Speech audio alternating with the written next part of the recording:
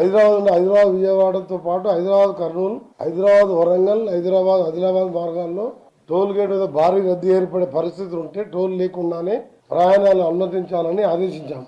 గుంటూరు, మాచర్ల, అద్దంకి, ఒంగోలు, నెల్లూరు వెళ్ళడానికి నార్కెట్పల్లి దగ్గర రైట్ తీసుకుంటే నల్గొండ, మిర్యాలగూడకి వెళ్ళి వీళ్ళకి ఏర్పాటు చేసినాం. ఈసారి డివైడ్ చేసినాం. గుంటూరు వాళ్ళకి ఏంటంటే మాకు అద్దంకి మా నల్గొండ బార్డర్ కూడా ఖాళీ ఉంటది.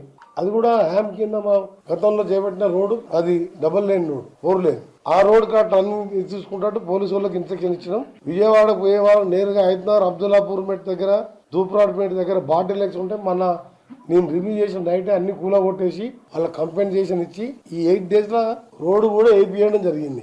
ఒక 19 టోల్ గేట్ దగ్గరనే స్లో ఉంది, అక్కడ ఓపెన్ చేయమని చెప్పి ఉదయం 6 గంటలకు వాళ్ళకు ఇన్స్ట్రక్షన్ చేయడం జరిగింది.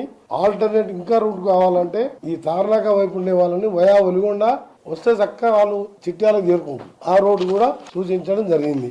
ఈ విధంగా ఏర్పాట్లు చేస్తూ, ఎందుకంటే ప్రయాణాలు ఆలస్యం కాకుండా, ప్రమాదాలు లేకుండా, చిన్నపిల్లలు, వయసు పెద్దవాళ్ళు, ఎక్కడైనా యాక్సిడెంట్ అయితే ఎదురుగా వచ్చే అంబులెన్స్లు కానీ అక్కడికి వెళ్ళి ఇక్కడ అంబులెన్స్ వస్తుంటాయి హైదరాబాద్, వాటికి అన్ని జాగ్రత్తలు తీసుకుంటూ వచ్చే వాడికి తక్కువ ఏరియా ఇచ్చి పోయే టైంకి 6 లేన్ వదిలిపెట్టాం. ఇది ఈ సంవత్సరం వరకు ఉంటది.